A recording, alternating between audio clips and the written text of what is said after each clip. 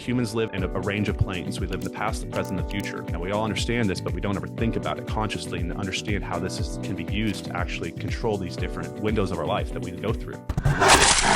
So the present is where we are conscious, and we make conscious decisions about what we want and who we want to become in the future. The ideas of what we believe we want, big or small, are directly tied to our identity of self-image that we construct from actions and results from our past that we've already lived. So past wins or losses will change your perception of who you are in your mind's eye, causing you to change how you act in life, increasing or decreasing the likelihood of a better future where goals can actually be hit and the life that we want can actually be lived. So here's the two differences that you really have to understand until goal setting makes sense. Past wins. When we hold the belief in our mind that our past was the best and that our past victory will be the biggest and best of our lives, we submit to this belief and sit down and give up on achieving anything larger in life again. So if we've committed to the past being the best days of our life, then who cares? We're never going to have anything better than what we've already had. So why even try? And if we don't have the thought process of, hey, we can do something more, then the goal setting process goes away. We're just like, whatever, now my best days are behind me. You know, as an ex-athlete, ex-superstar, ex-this, ex-that, my ex-relationship or ex-wife or husband, whatever.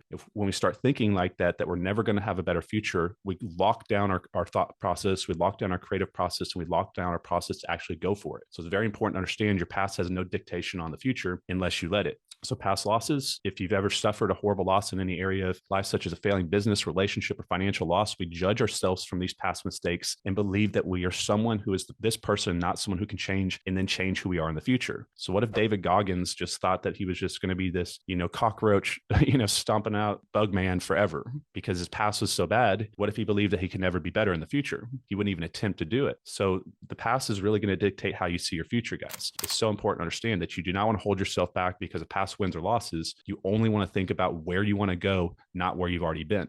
Okay. So we have the past, which has already happened. Present is currently happened, and the future will happen, good or bad. So on the left, you can see I say decisions are only made in the present, but influenced from the past results and future desires. So it's not just the past that we've already lived, good or bad, that impacts us. It's the way that we look at that in association with the future desires that we actually want to have. So the future is going to happen no matter what. You're going to show up there every time, no matter what, guys. I promise you. But do you want to have the future that you're going to show up in? And if you design it, you'll have way more likelihood to show up where you want to be. So we live in these three planes. We cannot change the future without understanding that past or present. Nothing in the past stops the future, guys. So think down there at the bottom, my identity back when I was had my poker career disappear. I was living in this past loss mindset. This is what almost drove me insane to where I was depressed and anxious for like years because I kept committing to myself. And if you didn't know this, I was one of the top online poker players in the world for 8 years until government regulation kicked in. And I just had these cyclical looping thoughts that my past was the best. I was never going to have a better career than I just had, and that there's really no sense in trying. And it led me into one of the most helpless, hopeless windows of my lifetime. But once I changed my belief that my past did not dictate where I was going to go in my future, and I could go anywhere in my future that I wanted if I had the thoughts that I chose, I could go into the real estate industry, the insurance industry, I could start a restaurant, I could start a nonprofit, I could do whatever I wanted. Once I had that belief held in the mind that my past did not control my future, that I control my future with my present thoughts,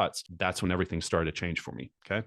The goal setting process works like a GPS system. So all that you need to know is where you're at today and where you want to go tomorrow. So if we know where we are and we know where we're going to go, as long as we do not change those GPS coordinates and we keep driving and going down this direction and focusing on what we want and following it up with energy, guys, we will show up at that GPS point at some point. So my present at that time was I was starting point. I was $100,000 in debt. I knew where I was. So the first thing was I had to identify where I was and I didn't want to be there. And then just one of my goals, the destination point, the GPS coordinate in the future, is I wanted to be a financially successful individual. I wanted to be a millionaire.